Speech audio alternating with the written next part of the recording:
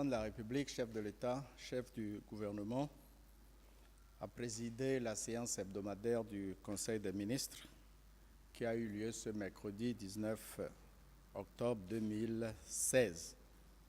Vente effectuée sur les titres fonciers 103, 106, 119 et 1399 de l'État.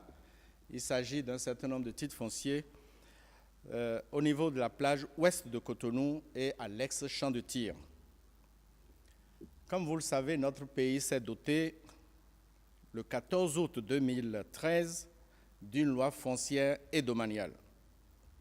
Cette loi vise à assurer une meilleure gouvernance dans la gestion foncière et domaniale, tant au niveau de l'État que des collectivités locales.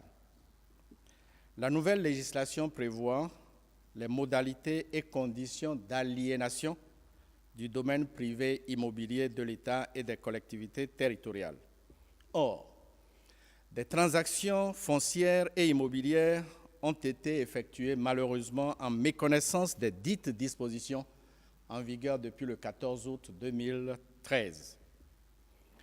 Le dernier alinéa de l'article 313 du Code foncier domanial précise, citation, « Toute aliénation de biens immeubles de l'État et des collectivités locales sur la base d'un référentiel de prix datant de plus de 3 ans est nulle et de nul effet. » Fin de citation.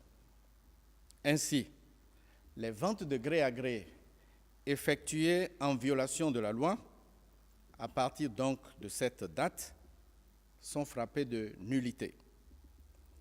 Cette nullité, qui est d'ailleurs prévue par la loi elle-même, va entraîner la définition de mécanismes et de modalités en vue de la réintégration des biens, objets de transactions illégales, dans le patrimoine immobilier de l'État. Ces modalités pourront permettre aussi une régularisation des transactions effectuées par le remboursement des manques à gagner à l'État. Il s'agit là de payer à l'État le juste prix. Le président nigérian a rencontré mercredi les 21 lycéennes de Chibok, libérées la semaine dernière par Boko Haram. Muhammadu Buhari a souhaité que les adolescentes enlevées il y a plus de 2 ans poursuivent leur éducation malgré les préceptes de Boko Haram, un groupe dont le nom en langue Haoussa signifie l'éducation occidentale est un péché. Nous allons redoubler d'efforts pour tenir notre promesse et faire en sorte que le reste des filles puissent rentrer chez elles. Les premiers pas ont été faits et le gouvernement va maintenir ses efforts jusqu'à ce que toutes les filles soient en sécurité. Ces 21 filles auront accès à une attention et un soutien médical, nutritionnel et psychologique adéquat.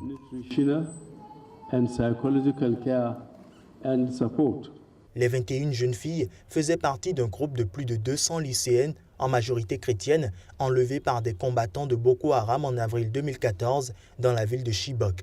Elles ont été libérées la semaine dernière à la suite de négociations entre le gouvernement nigérian et le groupe islamiste grâce à une médiation du Comité international de la Croix-Rouge et du gouvernement suisse. Nous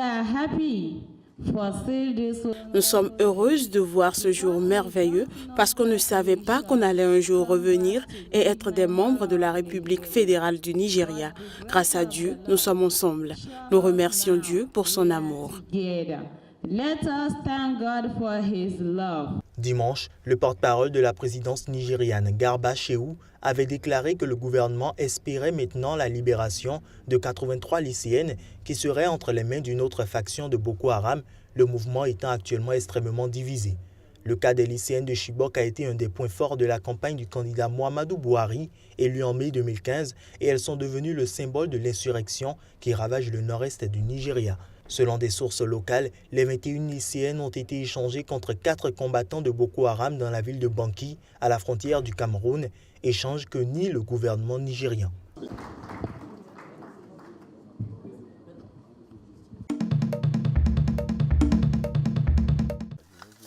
De jour comme de nuit, ces hommes creusent ce sol dur à la recherche d'or. À Boré, village du centre ivoirien, les cultures qui servent à nourrir la population, mais aussi les plantations de café et de noix de cajou, disparaissent chaque jour sous les coups de pioche des orpailleurs clandestins. On s'est dit que si on creuse, on va trouver.